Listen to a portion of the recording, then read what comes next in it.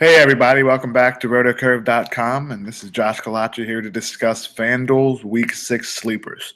Now, of course, every week we look at guys that are highly priced that we like. We look at guys that are in mid-tiers that are guys that we like, but there are some guys that just fly under the radar. Some guys are too cheap, and sometimes we just pass on them because we end up liking some other guys.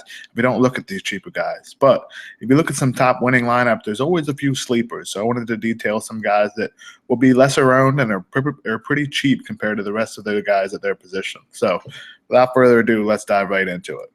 The guy at quarterback that I'm looking at this week is really cheap in EJ Manuel. Now, I'm not mistaken. I don't really believe he's a good NFL quarterback. There's a reason why the Bills went out and signed Tyrod Taylor. There's a reason why he ended up getting benched for Matt Castle a few years back as well. But the fact is, he's $1,000 cheaper than any other quarterback on FanDuel. Teddy Bridgewater is the only other one, and he's at 6,600, I believe, and everybody else is priced a lot higher than that. Now, what a guy like EJ Manuel can do for you at 5,500, he opens up pretty much your entire roster. You can afford guys like Rob Gronkowski. You can afford guys like Odell Beckham, Larry Fitzgerald, and even some top running backs too. So if you pick a guy that's this cheap, he allows you to open up the rest of that lineup. So for me, I think you have to consider at least one tournament lineup with him, simply because he does have a decent matchup against the Cincinnati Bengals.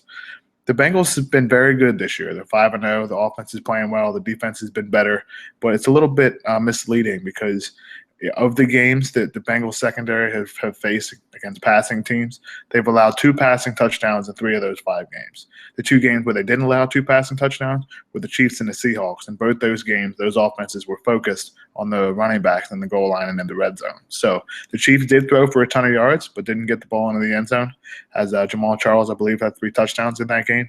So considering the Bills actually have a decent matchup, I do expect EJ Manuel to play a similar role to Tyrod Taylor, and that he will see some rushing fantasy points as well. So considering the fact that he's just 5,500, he's worth throwing into a tournament lineup or two. Now, he's not a great quarterback, but you don't need too much at that price. At running back, a guy that's been flying under the radar all season long, and for a good reason, is Lamar Miller. The thing is, the Miami Dolphins fired their head coach. They kind of revamped their entire coaching staff going into the bye. And coming out of the bye, rumors have been flying around that they're going to be dedicated more to the running game. And that means Miller is going to be the beneficiary of that. He isn't super cheap. He's not in the 4,000s, not in the 5,000s. He is at 6,400. But considering his talent and the volume that he can see if he's the number one back, that's going to be very low priced. Now, the reason why I think he's a sleeper this week is because I think his own percentage is going to be very, very low. We will have that up on Friday morning for those of you on RotoCurve.com. We look at some own percentages from Thursday night and share that information with you. And if we can find out that Lamar Miller is lower owned, he might make for a decent play on Sunday.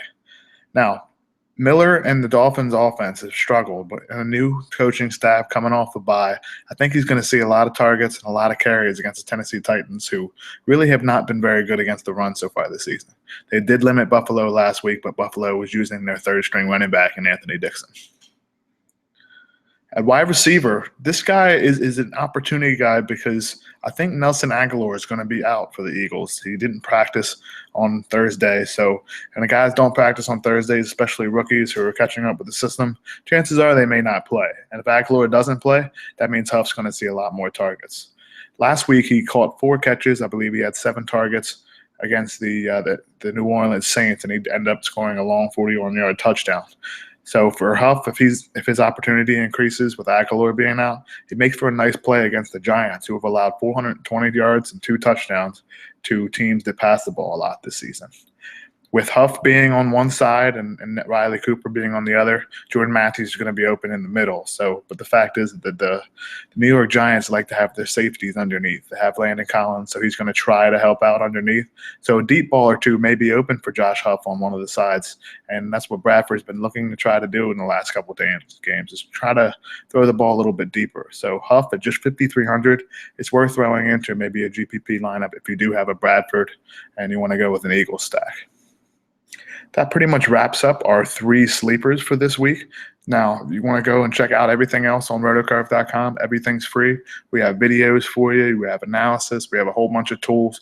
Be sure to take everything to your advantage because everything's free, and that's the best kind of price you can find for daily fantasy content is we put out everything we possibly can to make you and your daily fantasy experience fun and profitable. So good luck this week, and let's make some money.